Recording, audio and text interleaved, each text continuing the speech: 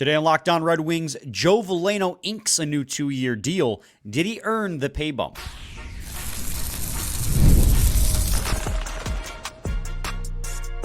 You're Locked On Red Wings, your daily podcast on the Detroit Red Wings. Part of the Locked On Podcast Network, your team every day.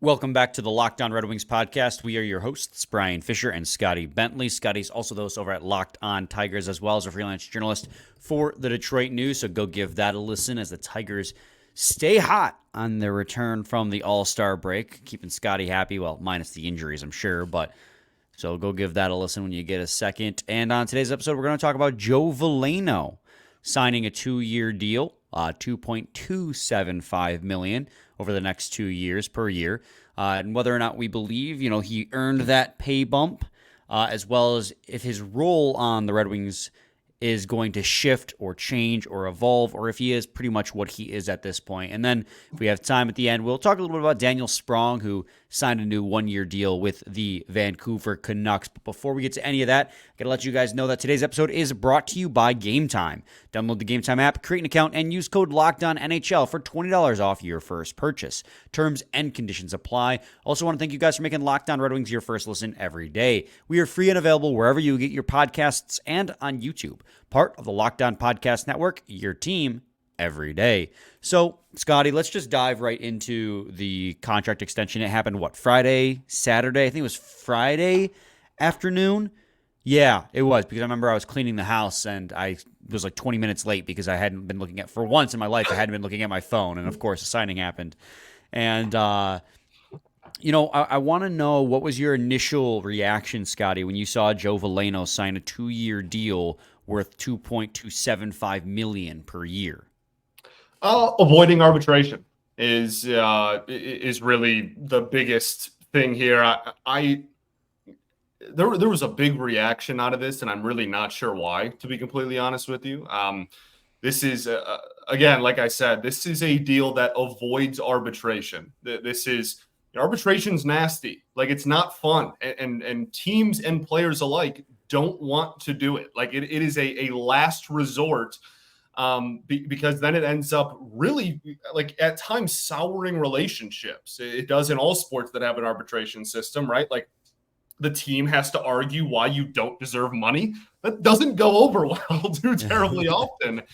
So anytime you can avoid arbitration, I'm going to be a happy camper. They settled on a number that was, we don't know what the two sides would have picked if they had gone to arb, but I imagine that the number they picked was probably in between what Veleno thought he was worth and was going to go into arb wanting, and what the Red Wings were going to go into arb wanting. That's, again, usually how it works. He also, by avoiding arbitration, gets an extra guaranteed year out of it, gets the 2-year deal. I have zero issue with this, and I'm not really sure why anyone did.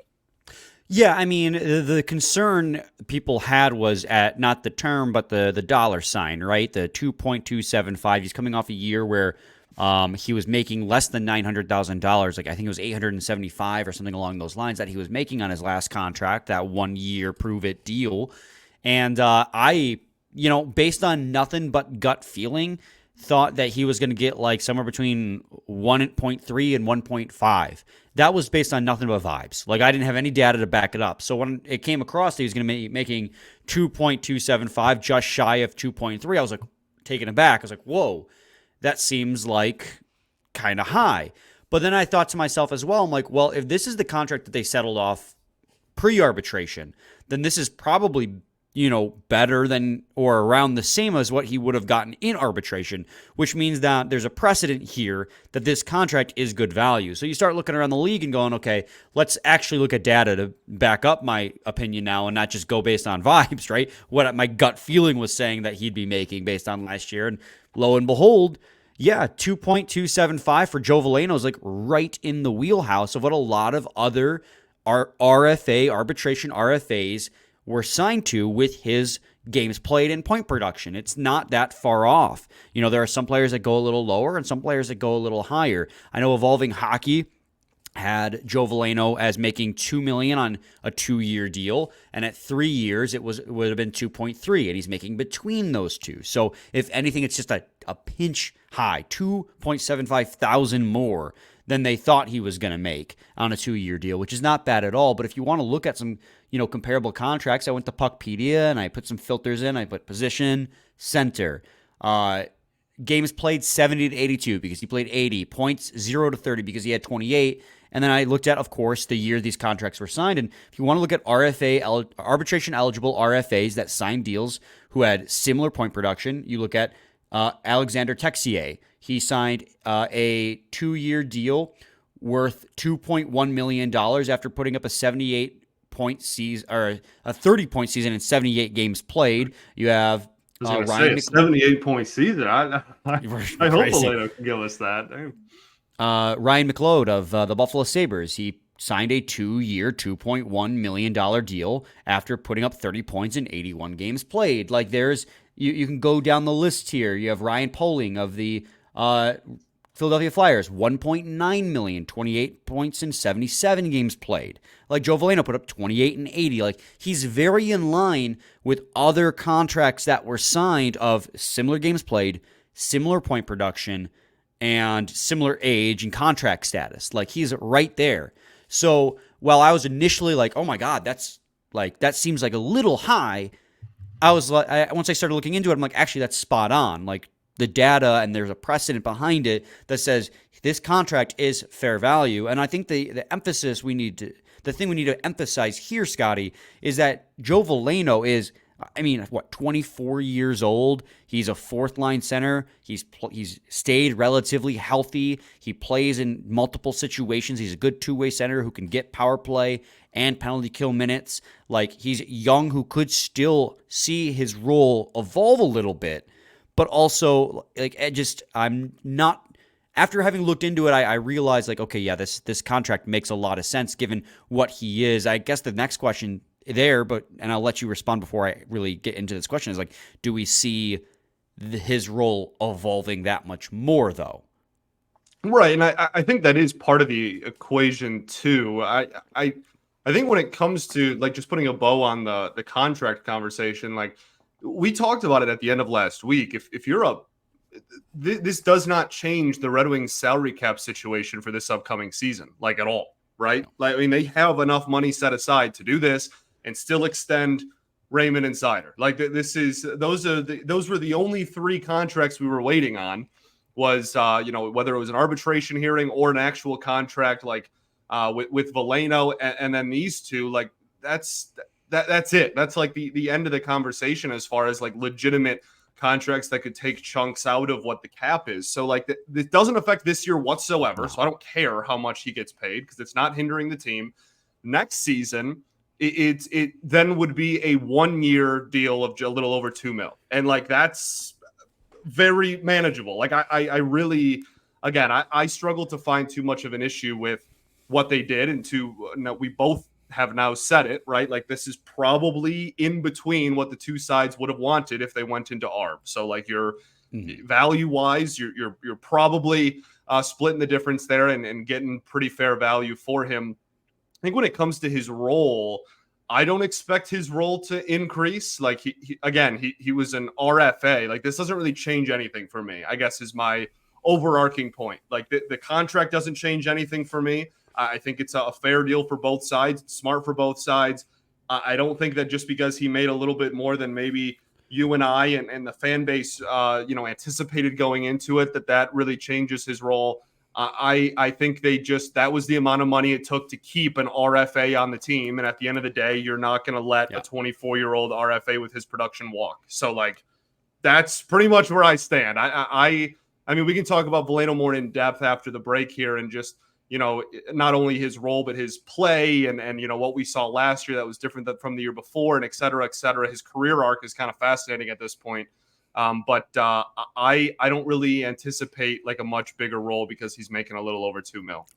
Yeah, and I do want to break down his role a little bit more on the other side of the break. But the last thing I want to mention regarding his contract is that this contract also expires in his final RFA year. So the Red Wings will still have his rights when his contract is expired. So this is just a nice little bridge deal, and then they can make a final declaration on how much they want to invest in Joe Timing Veleno. doesn't So change either, for sure. yeah, so that's a really big part, a big plus about this contract is that it expires before he's a UFA. So you still get to hold the reins on what to do with that player, whether or not you want to lock him up long term, whether or not you want to just keep him for a couple years and then reassess.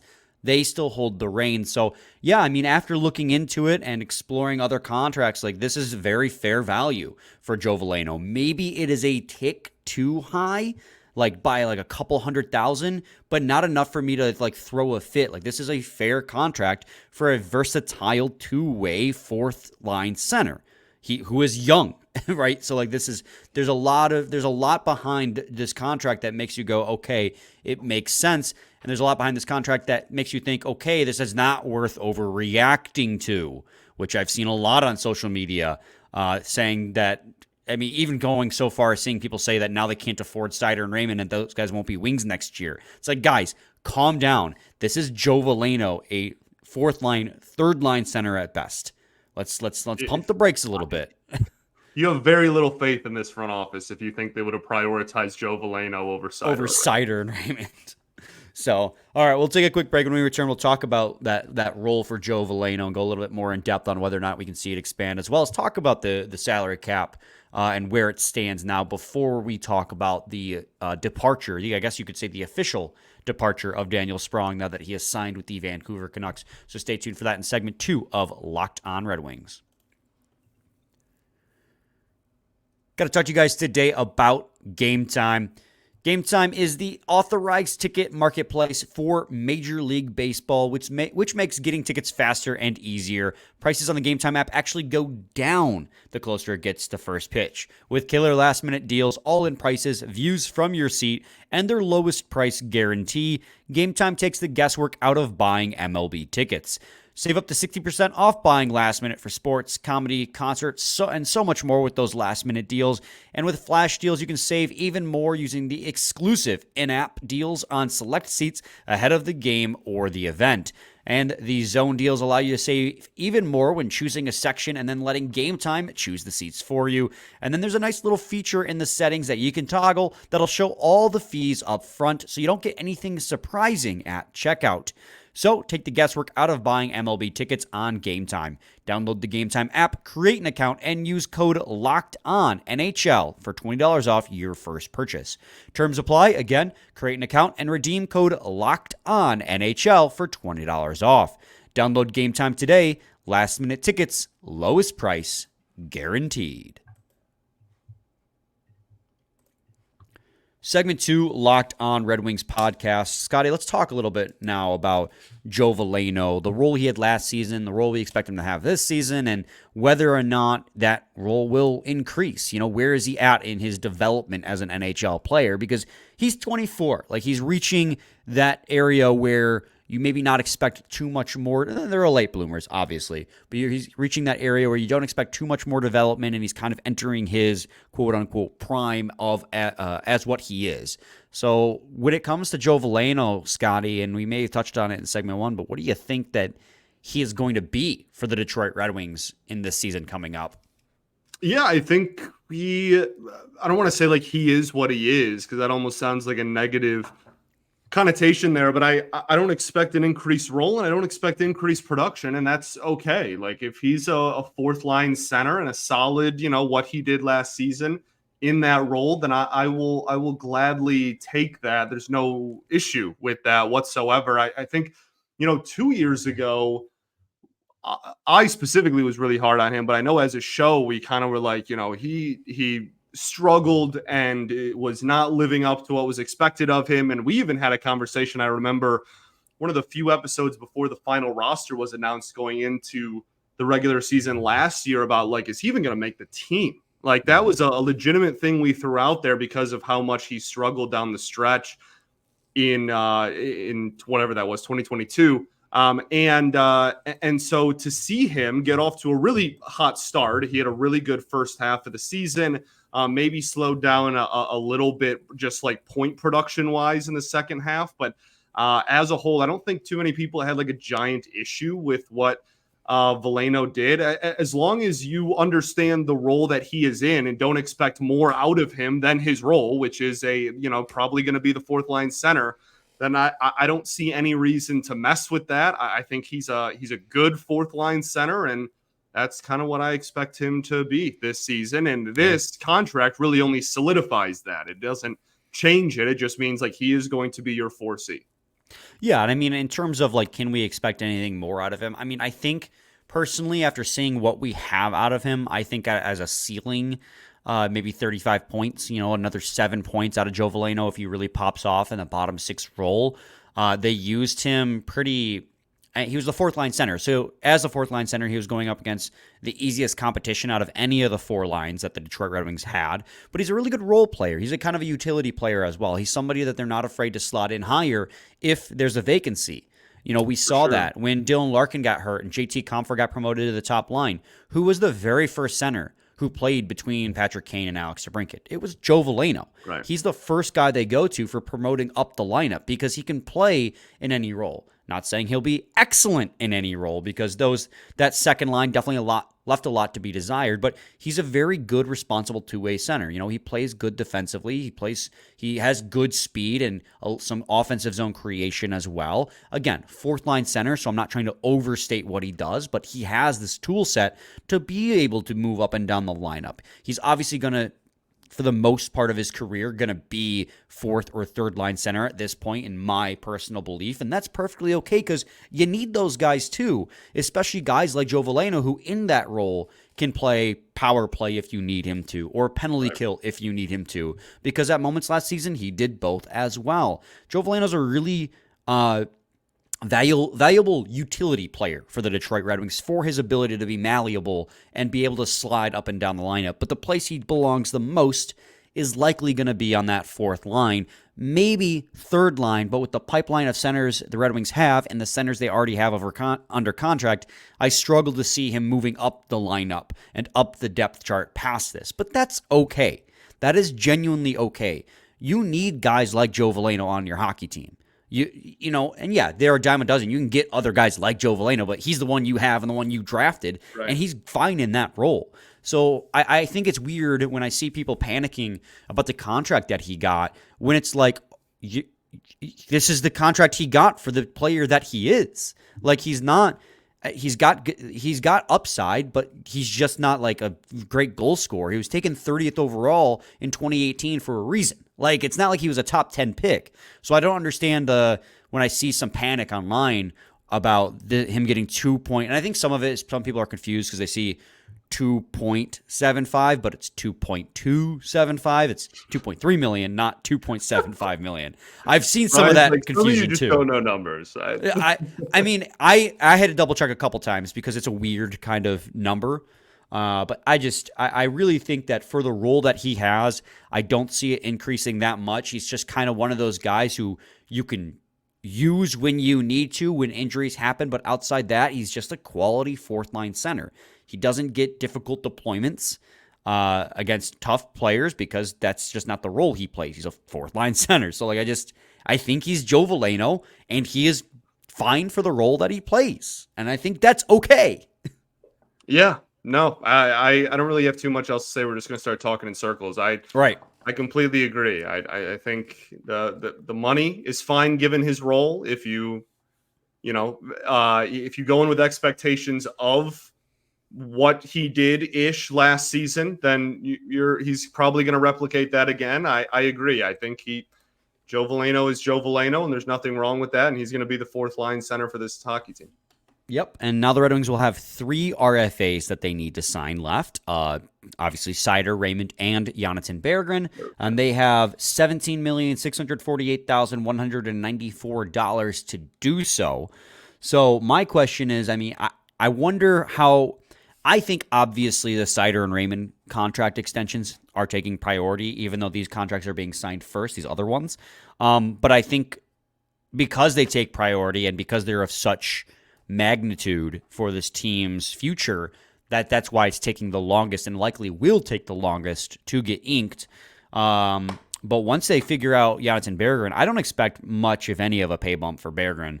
For a guy who played 67 He's NHL games 2 years ago, I think he's going to get just a slight, maybe a million, 1.1, and then you'll have about 16 million to pay the other two guys. And you and I talked about it at the start. You know, I've increased my conservative measurement to 17, but originally we were saying 16 million, which that leaves you for extending those two guys. Yeah, I'm going to be honest.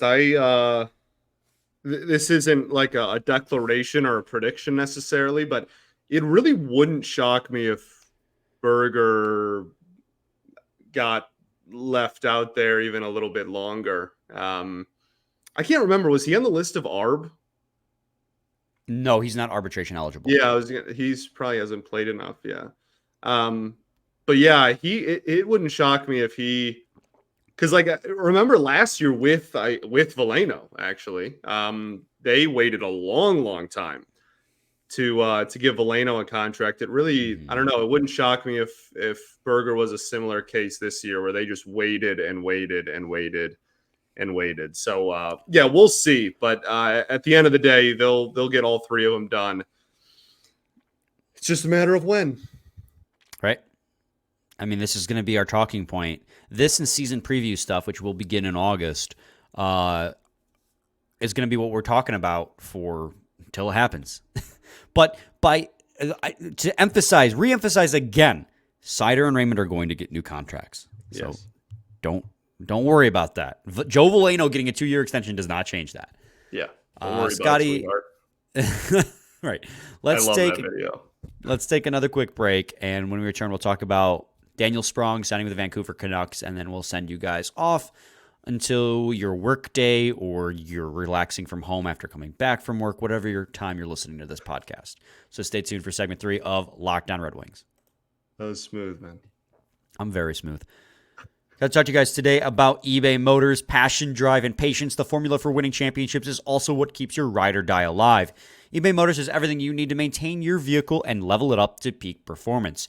Superchargers, roof racks, exhaust kits, LED headlights, and more. Whether you're into speed, power, or style, eBay Motors has you covered. With over 122 million parts for your number one ride or die, you'll always find exactly what you're looking for. And with eBay Guaranteed Fit, your part is guaranteed to fit your ride every time or your money back. Because with eBay Motors, you're burning rubber, not cash. With all the parts you need at the prices you want, it's easy to make your car the MVP and bring home huge wins.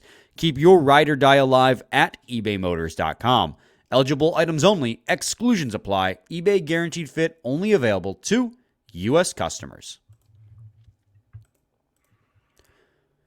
Segment 3, Locked On Red Wings podcast. Scotty, Daniel Sprong signed a 1-year deal with the Vancouver Canucks this season. $975,000, more than 50% less than he made last year with the Detroit Red Wings on a 1-year, $2 million contract. When you saw this deal come across your news feed, your Twitter feed, what was your instant reaction to Daniel Sprong getting a substantial pay cut to go to the Vancouver Canucks? I've said this before on this show and on the Tiger show, like organizations will tell you how they feel about a player. All you have to do is listen. And I love Sprong, and I think that there is certainly, and clearly he got a job, a role in the league for him. And I think he's good at his role, right? That bottom six, just grip it and rip it, going to get shots on net type of player. But that being said, I think it's really a statement that the Wings were like, we're not even going to match something that's less than $1 million to keep you here. And that we saw that, during the biggest slide of the season that cost the Wings the playoffs, he was getting healthy, right? I think, again, that's really all you need to know. Like this guy during the biggest slide this team faced, when they could not win a game for anything in the month of March, Sprong was getting healthy. And so him not coming back is no shock to me at all.